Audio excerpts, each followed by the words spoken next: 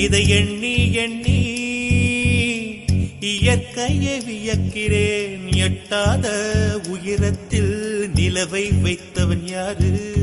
பெண்ணே